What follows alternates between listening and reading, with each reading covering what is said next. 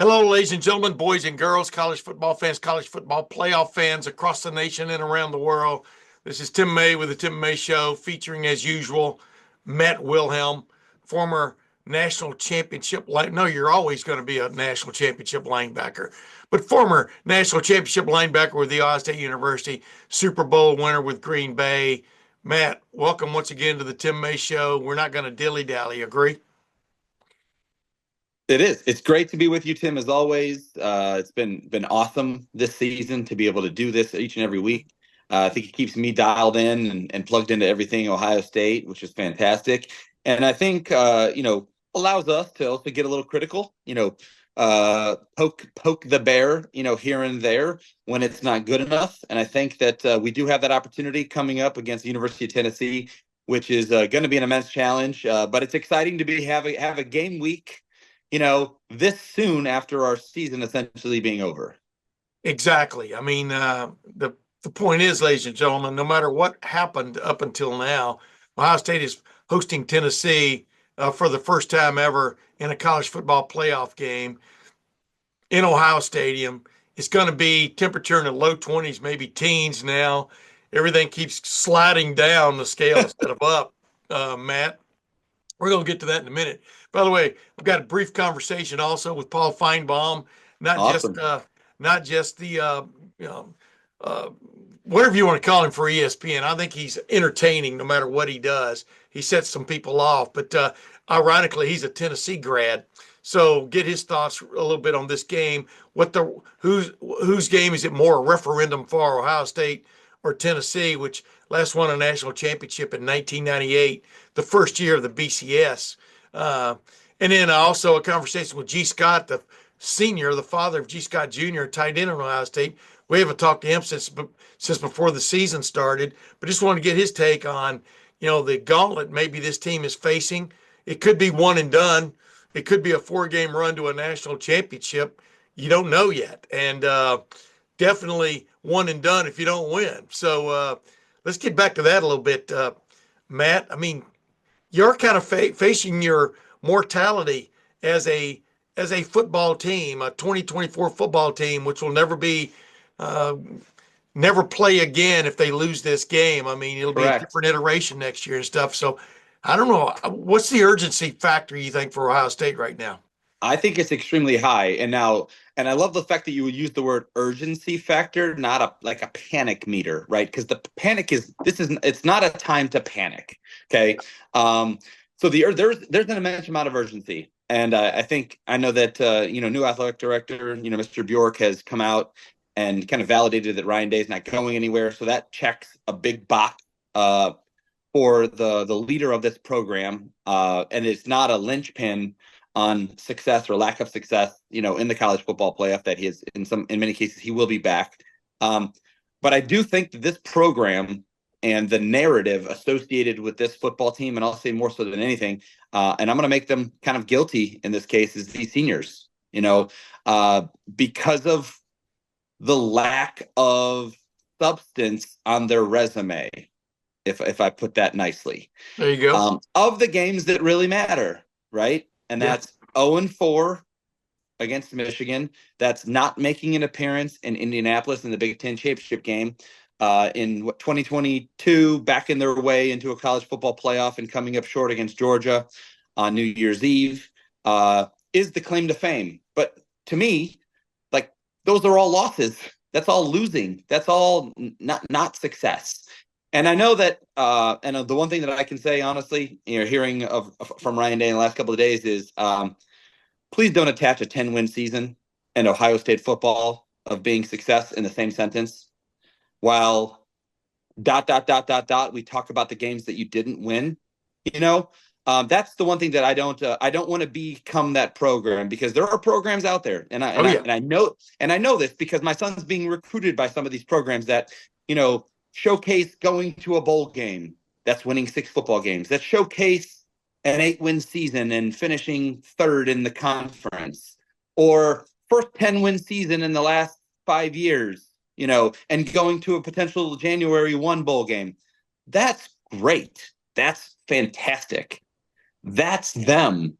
That's not the standard that is Ohio State football. Yeah. And so I think the urgency is high. I know we talked about it last week, that like it is a all hands on deck, no stone left unturned. Like you have extra time to prepare because we were not playing in the Big Ten championship game. And you knew your opponent soon thereafter. It's like dive in to fixing yourself, and then dive into and which I talked about as well, fixing yourself. Last week, getting that combination figured out so that when you turn the page to Tennessee and you start diving into who they are, what they do, what they like to do, what we need to stop, what we need to accentuate or take advantage of, that it's like it is all out there. Yeah. And there's no playing it safe anymore, because playing it safe will have you sitting at home where you and I will be watching the remainder of the college football playoff games.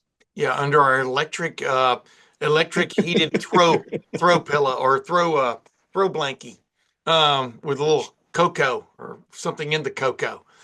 You're exactly right. Hey, real quick, let's get my quick conversation with Paul Finebaum, where we talked about a little bit of this. Who's this game more important for, Ohio State or Tennessee? He's a Tennessee graduate, and we all know he has an opinion on almost anything. That's what I have always liked about Paul Finebaum.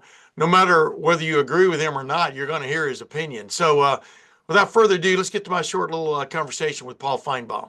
Oh my goodness, ladies and gentlemen, look who's joined me. Paul Finebaum. Paul Finebaum, one of the great commentators out there. I'm gonna make you a commentator, Paul. Put you up there in the Walter Cronkite era. What do you think? Did I walk into the Ryan Day fan club here? Where am I? I don't know where I No, am. no, absolutely not. You walked into the can Chip Kelly get this offense? Can Chip Kelly get this Ohio State running offense going? Club. There's a lot of questions about that, but I just wanted to ask you. You're a graduate of Tennessee. Does this add a little bit more spice to Ohio State, Tennessee for you? Yeah, I mean, I think these are two teams that don't play a lot, and I mean, they're really it's similar schools in the sense that football is king, and they have massive stadiums and massive fan bases, and even though I think a lot of people think they're a long way off, they're really not. Tennessee to Columbus is a pretty short hike, so Yep. I think it's a really cool matchup. It's obviously the best of a four game swing that's not all that impressive for the first round. Is this a referendum game more for Tennessee or Ohio State? How would you describe it? Maybe it's for both. I mean, it's been a long time since Tennessee has sniffed national championship hopes. Ohio State, of course, has sniffed it a lot. But go ahead. What's your take on that? Yeah, I think it's obviously more important for Ohio State because of the circumstances that you've been obsessing over for 3 weeks now. For Tennessee, getting in the playoffs was a big deal. This is a program that has been trying to move into the upper echelon of the SEC and has done a really good job of being on the cut line, so to speak. But I don't think Tennessee fans are looking at this season as a disaster if they can't win this game. I was going to say, as you look at this Tennessee team, what does Ohio State have to fear in terms of offensively, defensively? It's just in a nutshell. What impresses you about Tennessee and gives it a solid chance in this game? Well, I think it starts with the defensive front from Tennessee. I mean, James Pierce is well known around the country. I mean, I would think Tennessee's defensive line is elite. I mean, their overall their defense has kept them alive throughout the season. When you flip it over, Dylan Sampson is the workhorse of Tennessee. He's probably the best running back in the SEC, but that's really where it ends. Tennessee's offense for our Josh Heupel team has been fairly disappointing.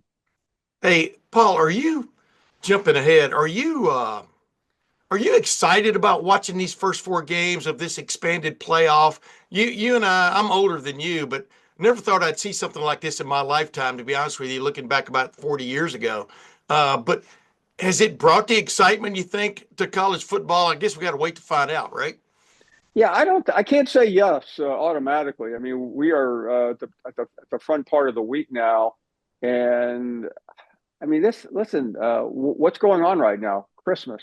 Yeah. And you and I know that if you were a college football team, you did not want to play on the Saturday before Christmas. I mean, that was the nomad's land of the. I mean, if you got that bowl game, I mean, your coach probably got fired.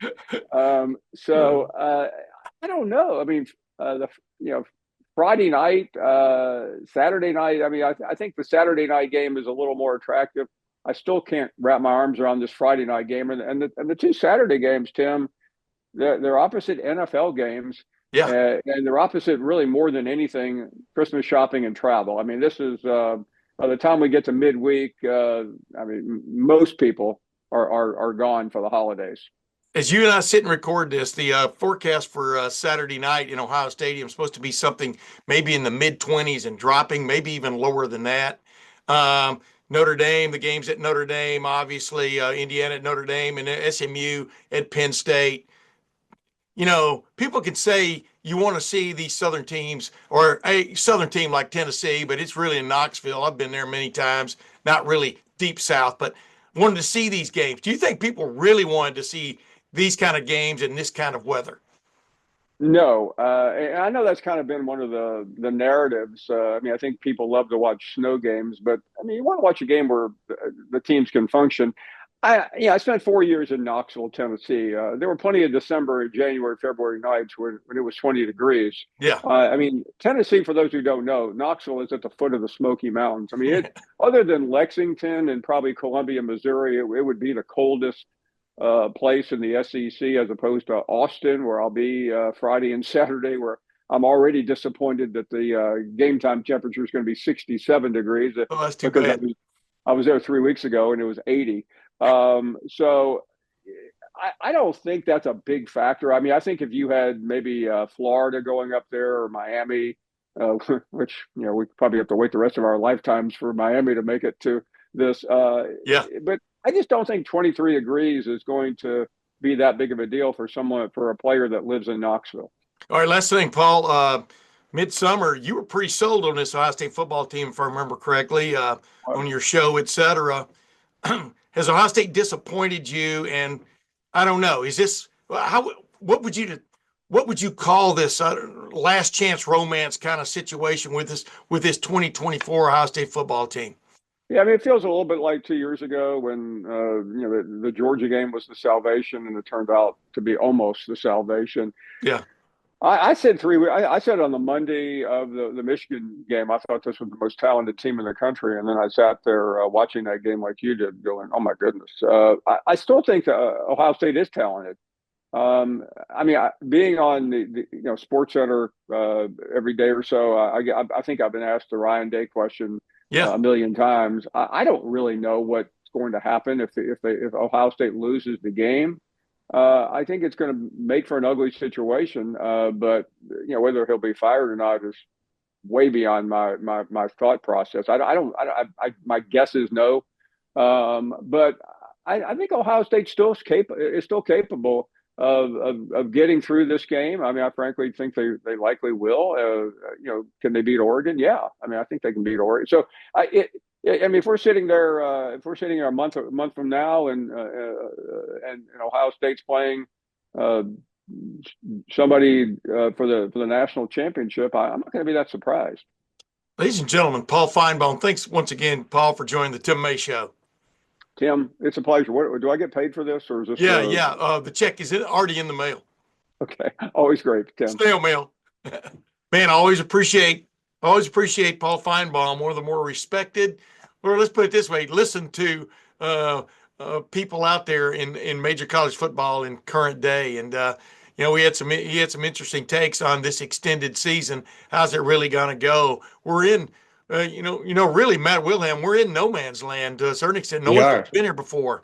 No one's ever seen a college football playoff game played in the North. There are going to be 3 of them in a span of 24 hours. I mean, you're going to have Notre Dame hosting Indiana. That's not really, I guess Indiana is far south of Notre Dame, but not exactly a team of the South. But you're going to have SMU traveling all the way to Penn State. Temperatures in the 20s. Maybe on Saturday at noon. And then Ohio State hosting Tennessee, temperatures in the low 20s, maybe even the high teens by the time the game is over. Tennessee, not exactly a far south team or heart of the South team, but still, this is what everybody has wanted to see, supposedly, not myself. But I don't know about you, but what is, for both for both teams, for example, Ohio State and Tennessee, what will be the challenge of playing in that frigid temperature? And this is a guy, ladies and gentlemen, who played in Green Bay for a season. Frozen tundra. Yeah, the frozen tundra of Lambeau Field. Uh, what is the challenge for It'll both be teams tough. on It'll be Saturday tough. So, night? so the challenge will be for these young men, coming north, not just in our game, but the other games that you talked about, is they're going to want to get out. I'm sure, or actually, the coach Heupel will probably want to get them in town and get them out for a walkthrough at Ohio Stadium to kind of get a lay of the land. That would probably, happen on a Friday, or maybe even earlier on the day on Saturday, since it is, an 8 p.m. kick, where they can get access, between 10 and noon, via their bus from a hotel after meetings to go just walk around, again, locker room, layout, all those types of things. But then when he goes back to like starting a game, you have to think, and I just remember, I think it was the Miami Dolphins playing maybe Green Bay a few weeks ago. They traveled with like 25,000 pounds of winter gear, right, to prepare for how cold it was going to be. And it was cold, but it was snowy as well. So, but that said, Tennessee's going to have all these other extra things that they've never been used to doing, which is going to break up a little bit of their game flow. But I think that the players should or will likely go out for that pre game where they're out in kind of like their workout gear, Yeah. running around, catching the ball. They'll have their shiesties on, over their heads, catching footballs. You'll probably see some of the big guys come out with like no shirts, and only shorts to just immediately turn candy apple red like my shirt is. Yeah. And just calibrate. But then more so, and I think my long story short is they're going to do some things new to kind of get into a flow. It's going to be tough because they've never done this before. But I think the challenge is eventually we might think as fans that it's going to be physical, how cold it is. But like once you get playing and the competitive juices get flowing and you're in your game plan and you have your assignment, like you're not thinking about how cold it is until you're on the sideline. But that said, it's like there's a mental barrier for these guys. I think where the advantage for us hosting a home game in Columbus, we're accustomed to this cold weather. I think Ryan Day's had them out a couple of days, to get some work in outside. We played the Michigan game, in a fairly cold, little like blustery wind. Yeah. And how did that go? Crosswind. And how did that go for you? That's my whole point is that's a learning lesson, for hopefully for Ohio State at the Horseshoe in that situation.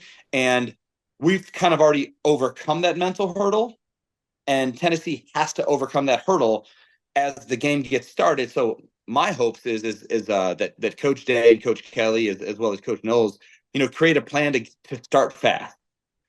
While they're figuring things out, we've already figured that out and we're rolling. Based on the game plan in that current environment. Okay, we're going to come back in just a minute, and we're gonna talk about what you would like to see from Ohio State on Saturday night in the frozen tundra, frozen artificial tundra of Ohio Stadium. But first, I want to get to this conversation with G. Scott Sr. I've had him on many times before on the Tim May Show, and he kind of puts things in perspective from a parent, fan, and media personality out in Seattle, just from all those kind of perspectives of what this game can mean to these players, including his son, a senior, final game probably in Ohio Stadium for G. Scott Jr., tight end, who's had to step into the breach, big time in the middle of this season, but then also give us some perspective on like my friend Matt Wilhelm did, on what this game really means to these players who right now really have nothing to show from a trinket standpoint for their time at Ohio State. So without further ado, let's get to my conversation with G. Scott Sr. Oh my goodness, it's always a pleasure, and it's been a while. You got to take everything. You can't. You got to take your time in life, man. Don't just absorb it all the time. And G. Scott Sr. rejoining the Tim May Show for the first time since preseason. G. Scott Sr., father of G. Scott Jr. on the Ohio State football team, tight end extraordinaire. G. Scott Sr., I told you we were going to check in, man, as soon as this season kind of came to a head. I don't think it comes to more of a head than the possibility of one, W-O-N, or done, D-O-N-E. Yeah. won or done. And that's what this team, that's what your son's facing as we speak right now, headed toward Saturday's matchup with Tennessee in frigid Ohio Stadium. But number one, how you doing, G. Scott Sr.? Doing great, man. Tim May, is always good to hang out with you, brother. By the way, Tim May, you're looking younger, man. I don't know if your followers and listeners have been paying attention, but you look younger, man. You look Yeah. younger. Yeah, you've read that exactly the way I wrote it. I mean, I can't believe that, but you did. You hit the exact mark. By the way, I can smell some ribeyes smoking in the background back there. Am I right? Hey, you know me, man, every night. So you know I do the carnivore diet, right? Yeah. So I'm strictly protein in what I eat. So tonight I got some dry aged ribeyes that are right now on the smoker. They're on my Traeger out there. I'll smoke those things for about an hour at 200 degrees. I'll pull them off there for a sec and then get the searing them, take them off at 130, and then let them get happy for about 15, 20 minutes. And then it's showtime. So you got me. That's what I'm doing right now. What does a carnivore have for sides? Is it poached eggs? I mean, what do you have for sides instead of broccoli or something? I don't have anything for sides. Oh, Now right. sometimes if I want some sides, or I might make some of my different butters, right? That I'll put on there and everything. But nah, man, I don't have some sides. I drink so I juice now, right? So for my vegetables and everything. So I have that throughout the day. So all of my juicing, my cucumbers and broccoli. Look, man, I'm trying to eat better, getting away from processed foods and all the other stuff. So carnivore and my juice, and I'm good, brother. I don't want to be boring everybody with my damn. No, I know, but I just want. But since you said that, I just wish I wasn't 70 so I could try that carnivore diet. I don't want it to be my dead end. You know what I mean? But hey, by the way, the juice, the grape juice, is it dry aged grape juice? No, man, the juice in it's it's cucumber, kale, Yeah, I know, carrots, and all it's juice, like juice it out of those vegetables. I know. I'm just messing with you. You know that. Real quick, Sure. I said I was going to check in with you. So before the season, huge expectations for this team. As you and I talked about, they weren't unfounded. They were legit. This team is sitting with 2 losses. Didn't get to play for the Big Ten championship. Lost 4th straight time to its arch rival. Lost that 1-point game. Disappointing loss at Oregon wow, what a game, though, right? You weren't a rooting interest. What a game. Now they're sitting here with third life, really, right? Playing for having a chance to go to the college football playoff championship game, but it's one step at a time. Where is your satisfaction level with this season to date as a parent who has endured a lot of things, being a parent of a college football player? But where's your satisfaction level? And do you sense this team still has the wherewithal to grab the brass ring? Yeah. First of all, my satisfaction level is I'm grateful, right? And I am very understanding that all of us view these games in a different way. So coach, player, media, fan, parent, you know what I mean? Like, so I want to make sure I do that. And I'll respect everyone else. Like, I might not view things the way you view things, and you might not view things the way I view things. So for an example, Sunday Night Football happened last night, right? Yeah. The Seattle Seahawks were playing. Did you lose sleep that the Seahawks lost? No. Probably not, right? So you get where I'm going with that? Yeah, I'm with you. So, look, these Buckeyes have lost 2 games by a total of 4 points. Yeah. There was a heartbreaker out in Oregon, or Eugene, Oregon. That was a quadruple heartbreaker against the team up north, losing by 3 points.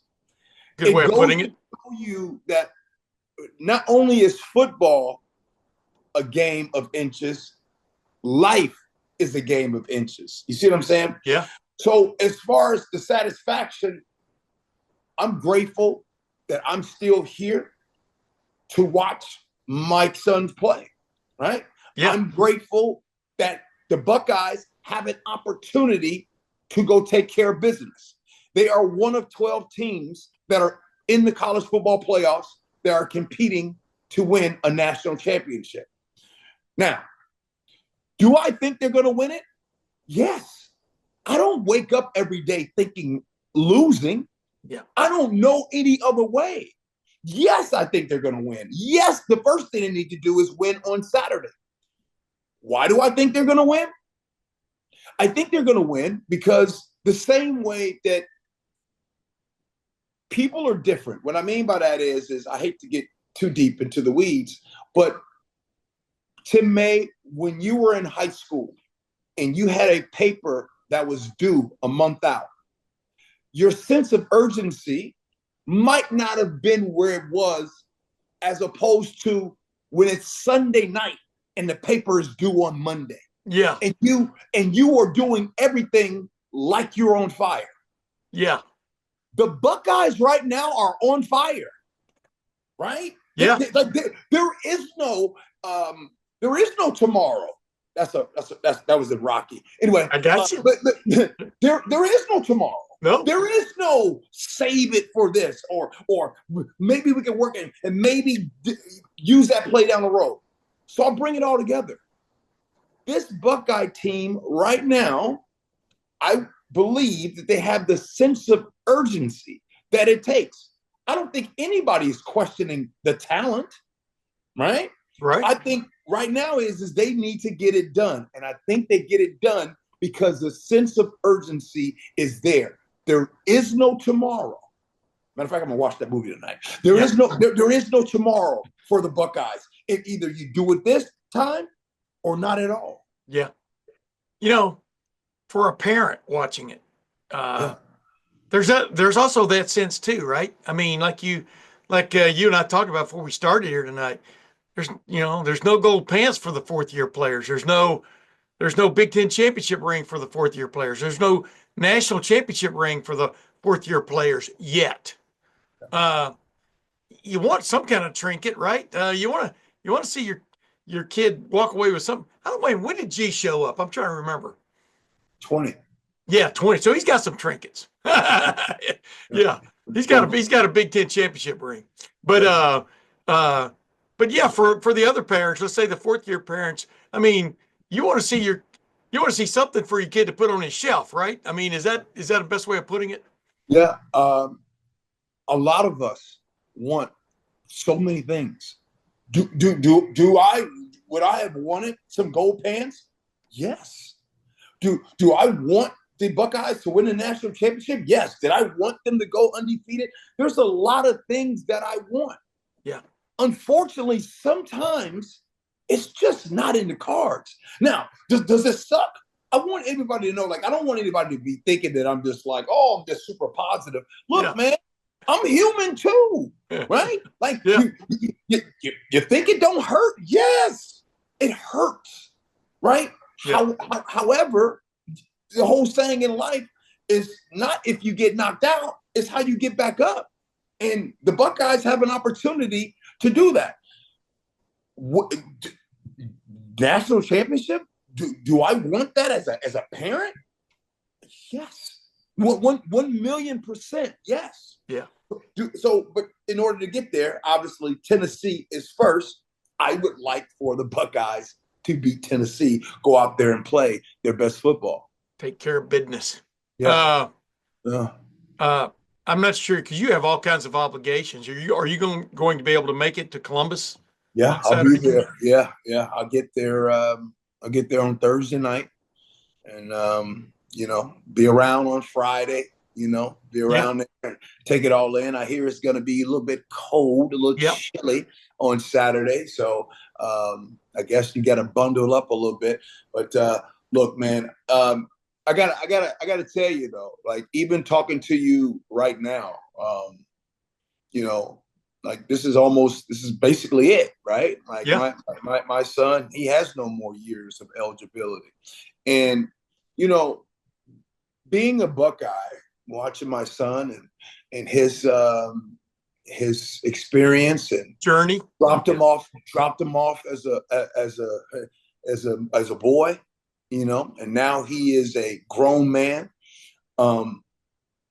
Did I think that his college career would look like it did? No. However, I think that his college career set him up for a better life than I could have asked for. Yeah. You see what I'm saying? Yeah. Like, I think a lot of parents, as a parent, I'll tell you, sure, I thought you get there, you do 3 years, 3 and out, and you go to the league, NFL draft, and all those things.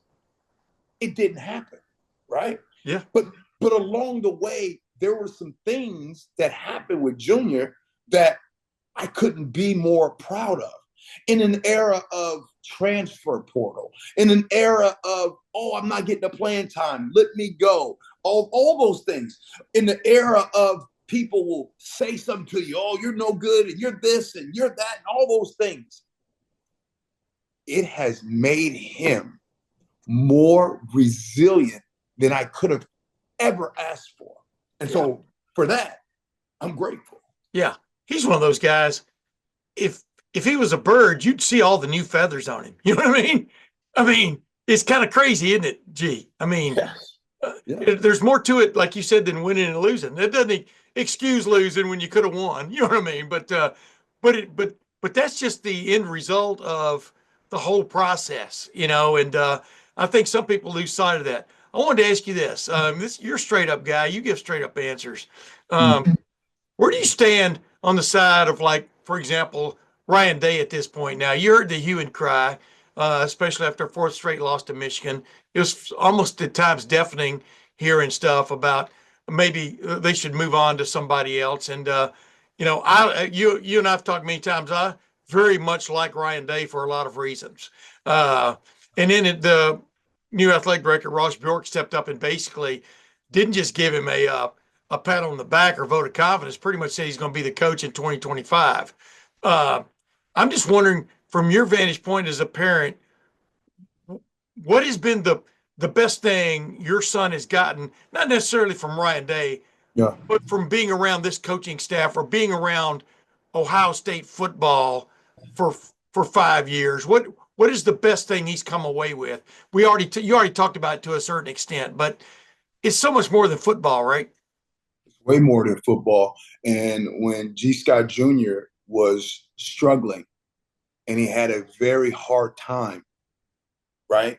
Yeah. There's a bunch of unknown stories during that time that my son had to go through, right? Yeah. So when people ask me about Ryan Day, well, what do you think? I think that Ryan Day is a person that didn't give up on my son. You see what I'm saying? Like wow. That right there. Wow. That's it for me. Yeah. As a father, right? So yeah. I don't know if people want me to take off my dad hat, right, and put on my football glasses and all those things. Sure, I can do that for you. I can tell you that I think the Buckeyes should have beat the team up north this year. I think the Buckeyes probably should have went for it on 4th down against Georgia. I can sit here and do exactly what everybody else does as a fan. You should have done that. You should have done that. But when I think about Ryan Day, I think about the Ryan Day that could have very easily given up on my son, right, in 2021, because there's so many coaches out there that would have given up on my son. And because he didn't give up on my son is here today, right? Yeah. Better than ever. So for that with Ryan Day, I'll forever be grateful for him as a man. As a man, like that part Tim made. And I know this isn't good for your listeners, right? I know that's probably what not people want to hear. They're probably upset with Ryan Day. Sure, that's fine. That's pretty. Look, Ryan Day's the head coach of the Buckeyes. He can take it. He'll be all right. Yeah, he's a big boy. Yeah, but for Ryan Day, the man, I'll be forever grateful. Wow. Last thing, G. Yeah. You know as much about football. You know more about football than I do, I think. I mean, you're I'm not blowing smoke here. I mean, you're quite the omniscient, omnipresent, omnipotent kind of dude who kind of has his a finger in a lot of things. You know what I mean? But just in a nutshell, you as a fan, as a parent, as a guy that knows football, Yeah. just give me a 1 minute synopsis of what this game on Saturday night in Ohio Stadium, the first college football playoff game ever played at night in Ohio Stadium. Number two, one of three games being played up north, and it's going to be frigid on Friday night at Notre Dame, and then Saturday at Penn State, and Saturday night at Ohio Stadium. But what do you think this game will come down to, besides scoring more points than Tennessee? What do you think this game will come down to, in your humble opinion? Who's the toughest in the cold? Right. I mean, Yeah. it's like, one thing about football, and I always, I've been around the pro game for 21 years now, and I've seen the evolution of the game, right, and different offenses and different corners, different receivers. Like 1 minute you want Calvin Johnson, you want the big 6'3", 6'4" wide receiver, the Randy Moss, prayers for Randy Moss. You want those receivers, and then all of a sudden you get these little fast receivers, Tyreek Hills. Football is changing all the time. Remember the fullback used to be there? Yeah. Have you noticed the fullback is starting to come back? Yes. At the end of the day, football is a very simple sport. Yes. What goes around comes around. Yeah. It comes down to this. Run the ball, stop the run. Yeah. Right? Yeah. On Saturday night at the shoe, the toughest team in the cold wins. Period. This is football. It ain't chess. It ain't tennis. The toughest team wins. Whoever is the toughest on Saturday night wins the damn game. So I don't know if you needed a minute. I could have gave it to you in 5 seconds. Yeah. I tried to stretch it out for you. I like that. I like how you did that. I wanted to get to the point. The toughest team wins. Run the ball, stop the run. Yeah. Period, point blank. But man, if they don't cover Jeremiah Smith, throw the ball to Jeremiah Smith or Emeka Egbuka or Carnell Tate, bless his heart, or Brandon Ennis. Brandon Ennis scored a touchdown against Penn State. Who had that on their card, right? I mean, I think my opinion is leave it all on the table. But and that's what's going to happen. Yeah, yeah. Ladies and gentlemen, the incomparable G. Scott Sr. Oh, man, I can smell those ribeyes cooking, man, or smoking. Big difference between cooking and smoking. Agreed? Oh, big difference. Big difference. Hey, Tim. Yeah. Go ahead. No, you go ahead. I wanted to ask you one last thing. You weren't around in 2014, but Ohio State had to play two games. Had to play in the Big Ten Championship game and in two bowl games. And Ohio State was the first school to step out there and go, you know what? This is not fair for our parents, for the families, to have to pay for an extra. Everybody can save up a little bit in some form or fashion for one bowl trip, but to make two is ridiculous. And Ohio State and Gene Smith and Urban Meyer were the ones that got that rule put in where the schools could pay for the families to get to that second game, which was the national championship game. Now you got four of these things. Yeah. How have they communicated with you on how, what they will pick up for you families? Because to me, it's like times four. Am I accurate about that? Yeah, it's the thing. I don't know the number right offhand, but they do help you, right, with the stipends to be able to, the travel vouchers to be able to go to these games. So give you X amount of money and everything. So yeah, that's been good. And is that, not putting words in your mouth, we're now in the NIL era, but is that the least they can do? I mean, you understand what I'm saying? From the standpoint of you get to see your son play. If they play 4 straight games of this magnitude, holy smokes, right? Yeah. But I think that, like you said, them Urban Meyer and Gene Smith and those guys doing that back in 2014, very grateful for that. And, the Buckeyes and the rest of the teams in the college football playoff, that gets honored, right? Yeah. So you get the stipend and everything like that, and kind of helps go towards your travel and your hotel and all that kind of stuff. So look, man, it's a blessing. It definitely helps. I just look at last minute airline travel. There's nothing more expensive except maybe your hotel room. But anyway, hey, last question, and we're out of Yeah. here. I told you I wasn't going to take too much of your time. Yeah. Your prediction, your forecast, your not forecast for the weather, your prediction for Saturday night is what? I mean, Buckeyes, right? Like, what am I supposed to say, Yeah. right? I think the Buckeyes are the best team in the country, right? I was looking for more of a score. Score, man. I don't get Yeah, into score because you never know, right? You just never know. I'm not predicting that. I think the Buckeyes are going to win. I think that the Tennessee Volunteers, I think that they are a great team, right? I think it's going to be two great teams that's out there, and it's going to come out down to who is the toughest team. So you can keep those words. Whoever the toughest team is on Saturday night wins the game. Hey, after taking that detour about expenses for parents and family, I wanted to get back to you closing off with that great line. I appreciate it. Yeah. She's Scott Senior, man. It's always a pleasure. You know that. There is no tomorrow. Yeah, Matt, there's a lot on the line, not only for the players, but for the players' parents. You know, they came to Ohio State. They endorsed their players coming to Ohio State, and one of the reasons was, you know, they're going to get to play in the big time, man, and go for national championships and Big Ten championships and stuff. And so this is really an interesting moment, even for the parents, right? You're a parent of a son who came close to a state championship this year. You know, Yes. starting for Lakewood St. Ed's, and what was on it?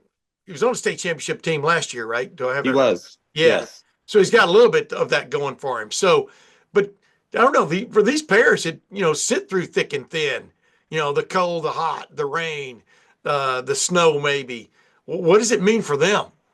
It means a lot, truthfully. And parents of, I'll say, Division I athletes, they should all be so proud, to accomplish something like that.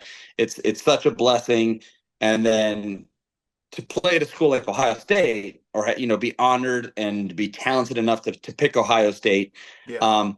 And there are expectations from both sides on picking a school like Ohio State. One, winning a lot, competing for a national championship. And again, it's no different from why I went to Ohio State. I wanted to win. I wanted to play for my state school. That was a personal thing, being an Ohio kid. But it's like I wanted to compete for the Big Ten championship. I wanted to win a national championship. I wanted to go to the NFL. Because of the pipeline, even then, through the mid '90s and late '90s of what they were accomplishing, winning the Big Ten, almost competing for a national championship, and putting a boatload of guys in the National Football League. Well, that hasn't changed. Why? Because we're Ohio State. And that's why we get the best of the best from all around the country to commit to us over staying home.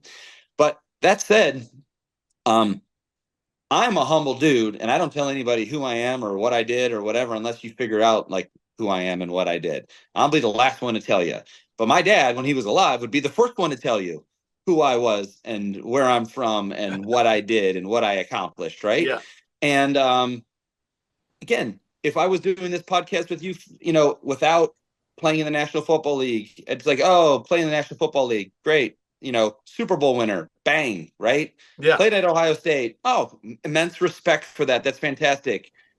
All Big Ten, All American, national champion. It just has a different ring to it, right? Yeah. And when your dad, whether he's sitting at a bar or checking out at Target, and he's wearing his Ohio State gear, and or my mom's wearing her gold pants around her neck or something like that, and people ask a question, they light up like a gosh darn Christmas tree to tell you everything about how great their son is and all his accomplishments, Yeah. right? Yeah. And this leather jacket, I got this from my son. Yeah, right. But I meant for some of these parents, like there's this void of course, be proud. 28 game starter, leading tight end receiver in receiving yards, whatever you want to do, rattle it off, frame it how you want to frame it. Yeah. But there's nothing better than like standing at the top and looking down on everybody else because of your accomplishments. And I, in my career at Ohio State, was able to do that. And these guys don't. Yeah. At least not yet. And I think that's kind of like what's at stake, and it's like, or even, gosh, it's like even going back to 22, man, we gave the national champion Georgia Bulldogs a run for their money, and we had them, and we lost. It's like, that's a story to tell, right? What's the story to tell some regular season football games, Yeah. crapping down your leg in the Cotton Bowl last year. You don't have pride for that. I went to a bowl game for 4 years. Perfect. What's your record? 1-3, Yeah. What? Like, come on. Yeah. Yeah. I just thought when you said that, yeah, I was thinking yada, yada, yada. And come on, you left out the good part. And then Lane said, I mentioned the bisque. Remember? From Yes. Seinfeld. Yes. Yeah, I mentioned the Rose Bowl. Um, okay, then I'm putting you on the beam here. Hopefully, if that's the correct term, I'm hopeful we're going to do at least 3 or 4 more shows. You understand what I I'm would saying? hope so too. Right? Because this is a gauntlet, man. There's no well, No. once you step into this gauntlet, it's not going to be nonstop, but it's going to feel like it. I think for the rosters of these football teams, the coaches and the players, we're talking about 4 wins to a national championship. So to get that first one, Matt, what do you want to see Ohio State do that it didn't do uh, against Michigan? I mean, that's the best way of putting it, or that it didn't do against number 1 Oregon at Oregon, losing by 1 point there, but you still got beat. What do you want to see Ohio State do besides make a couple of field goals, maybe, and we'd be Points are sitting here points. maybe waiting to talk a week and a half from now. Go ahead now. I know. Points are points. So here's what I think I want us to play to our strengths is the one thing that I would like to see. And I would also, coming out of that Michigan game, play to our strengths and take advantage of identified weaknesses in Tennessee, whatever that happens to be, whether it's a specific player, whether it's a specific layer in the defense, or or offensive protection, or the fact that you can monkey with the looks pre-snap for the freshman quarterback, although he played pretty well in the SEC, where I'm sure he's seen a lot. Yep. But the construction of a game plan that accentuates who we are and our playmakers while taking advantage of opportunities where we can see exploited by Tennessee. Okay, let's drill down. And so right go now, ahead. what does Ohio State specifically have going for it offensively that you've seen that they can lean on? We've touched on this many times this year, but go ahead. What does that entail? Sure. Mine is when in doubt, air it out, but go ahead. Yeah. Well, not necessarily that. I would say I think what Ohio State has done in pockets against a good schedule, this year is we have chess pieced our talented players on offense. And what does that mean? That means that Jeremiah Smith or Emeka Ibuka, when they're motioning to get into a matchup or motioning to run a specific route because you know exactly what coverage they're going to be in, and Will Howard has the time to deliver that football, we look like a team that can go win a national championship.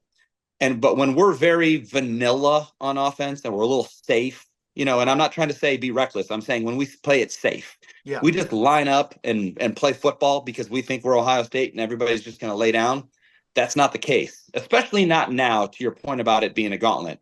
We're going to see talented football players, well-coached, talented football players each and every week for hopefully beyond this week.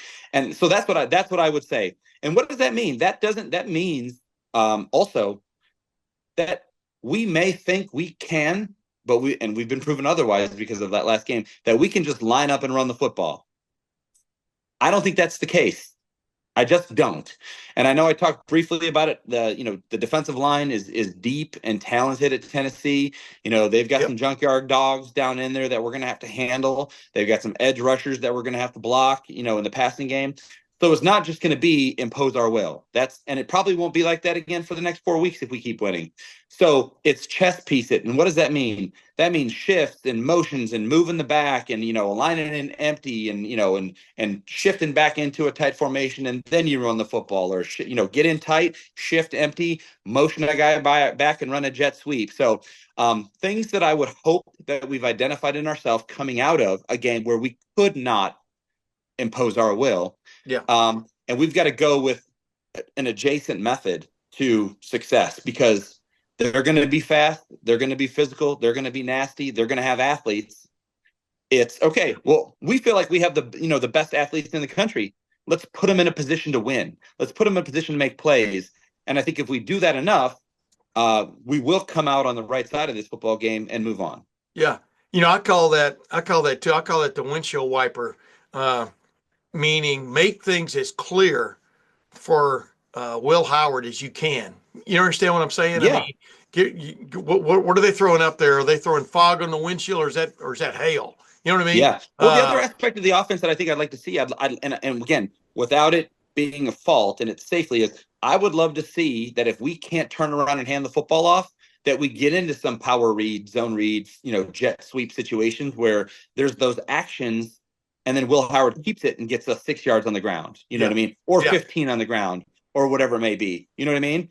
So Yes. I think he is he came when we were all excited about him coming. It wasn't him really all throwing the ball that much at Kansas State. It was him taking off and using his legs, which is so exciting because for Ohio State fans following, it wasn't until the Georgia game, C.J. Stroud took off and ran the ball and became a new facet of the offense. Yeah. When you're not attacking a spot anymore as a defense, you're attacking now a mobile quarterback who wants to deliver the football still with his arm, but can take off and get you a first down. Yes. That is a backbreaker for a defense.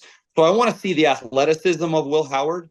Also, and that could be dash pass, boot pass, rollouts, working one side of the field, boot the other way, reverse the other way, counterback action in the run game, and kind of build this thing, with our playmakers. And I call them chess pieces because, again, we're not like a bunch of pawns. These are the king, the queens, the knights, like moving them around and strategically getting the football because we're Ohio State and we have the best players. Ladies and gentlemen, that's Matt Wilhelm. He's one of my favorite people. Now you know why. Well, you've been tuning in regularly. We got upwards of 10,000 or more people just watching the YouTube video, much less the other places this is available. Matt, I mean, you're reaching an audience there. What is the last thing you'd want to tell maybe fans who are going to the game? Because here's the thing, I have no problem with people booing on a draw play, that Yeah. that gets zero when you run it right at the best player on the other, maybe the best player on the other team, which was Michigan and Mason Graham several weeks ago. We talked about that ad nauseum. I know I did. I just never got over that. But here's the point: when you were a player, what difference can the crowd make in a game like this? Do you actually notice? Are you aware of the crowd? I would think you are on defense because that's when they're screaming the most, right? And Yeah, I thought they showed up. I thought Buckeye Nation showed up against Michigan, man, and I do too. came I do too. away short. Go ahead. I think it's from a player standpoint, you notice the crowd early in a game the most. I think you notice it on the sideline when the other, how quiet it can get when the offense is working or how loud it gets when you're out there. But then eventually, like I said, you get in a flow and it's like white noise that, that you have to, it's just part of the thing. Yeah. But the one like thing the that I've always took like personal about my play, and again, I'm not going to rattle off any stats or anything, but like I wanted to make a play to get the crowd to get something crazy about. I wanted to be a playmaker. I didn't want to be a tackler. I wanted to make plays, and that's why it was sacks, TFLs, PBUs, interceptions, and like, because you have to understand, or folks have to understand, it's like, when you do that, like on 1st and 10, you make a TFL for -3 yards, it's 2nd and 13. No offensive coordinator wants to call a play on 2nd and 13 because they've got to call a play that's going to get 8 yards to be back in 3rd and 4, 3rd and 5, right? Which is a manageable situation. And then it's like, and also, by the way, when you make the TFL, the crowd goes crazy. So now you have to execute that 2nd and 13 play with the crowd going nuts, where it's loud and force them to go with silent count. So I think what I'm asking of Buckeye Nation to show up to this football game, it's not, being loud is like, okay, everybody's going to say be loud and show up. But I think it's like show up like with your football hats on, right? You have to be grateful, to be sitting in that stadium because only 105,000 people are going to be able to be there. Your team has done enough to host a home game. So you should be grateful for that you're still sitting in Ohio Stadium watching a football game. Yep. And then I would say like sell out for this team, right? Because if as critical I've been of these seniors and their lack of accomplishments, if they're selling out to win this football game to add legitimacy and change their legacy, Buckeye Nation needs to be, lock in step with them, supporting them, selling out in certain situations of being loud. And I think lastly, this goes back to the 2002 national championship game. And I actually saw this on Twitter before I jumped on, is that supposedly the Tennessee fan base has already charted a course of a goalpost being ripped down, carried out of Ohio Stadium, and entering the Olentangy River. That doesn't give you enough Incentive. fire in your belly to show up, be loud, be supportive, because it is a direct attack before the game has even been played, that they are so confident that they're putting this plan together to do that in your house. So for this team, for Buckeye Nation, and the millions of people around the world that are going to be watching this football game, it's like, the old Under Armour phrase, like, protect this house, right? Yeah. And then, and again, all hands on deck. You've done it. You've got to, hopefully you win the football game, you erase it, and you go all in on next week, whoever that opponent happens to be. Oh, in this case, it's going to be Oregon. We know that. I wonder what would be worse, somebody trying to plant their flag on the block O, or somebody ripping a goalpost out of its concrete foundation and trying to tote it up the ramp where the band comes in and out. What do you think would be a worse situation? Huh? Tim, that's going to be, well, first of all, you hope Columbus police and security knows that's out there on social media, You right? hope they've seen the plan. Yeah. They're going to protect that. And I think probably in games that I played with, like the circle of patrolmen around the goalpost to guarantee that no one touches them, Yes. And we've already seen pepper spray. Hopefully the pepper spray has been washed off of Ohio, because I don't want to go down, make a tackle on the block O and have some pepper spray, fly up in my face wafting or something. up. Yeah. But you hope that's enough. You hope you're prepared for it. And I think the same way that we did in 2002 when Miami was planning a celebration party ahead of playing the game, that if this is an actual plan that's being constructed, deep down in your belly, it should hurt as a player. It should piss you off as a player, and not that they don't go out and sell out every week. I'm not trying to say that they don't, but there's an extra little bit of gas on this fire to go win this football game. Hey, did y'all ever figure out, was that a legit invitation for a party? Or do you think somebody maybe in y'all's realm Coach Tressel went to came up Office with Max and pumped out a bunch of copies? Yeah. I don't know. I mean, I'm still going to claim the fact that it was real. And I guess you know what? I might even text Cole right after this, because it's like maybe he's friends with McGahee or Clinton Portis or Andre Johnson or one of those guys or Ed Reed, or is hosted, because I'm not friends with them. I bet you he is. Yeah. Text them and actually see if it was legit or not. There you go. That's for the next show. I'll validate that next show. Absolutely. And number two, ladies and gentlemen, we know the plans are real about taking the goalposts and planting them in the Olentangy. It's the closest they can get to the Tennessee River, which is what they did with a big win, last year. Ladies and gentlemen, Matt Wilhelm, this is Tim May. This is the Tim May Show. We're going to be, I got a feeling we're going to be back Christmas week. I do too. We're going to be back Christmas week and talking about how Ohio State's going to be getting ready for its revenge game against Oregon in the Rose Bowl. Are you kidding me? What a setting. But that would be definitely putting one foot before the other. Until then, ladies and gentlemen, for Matt Wilhelm, this is Tim May. We will see you then.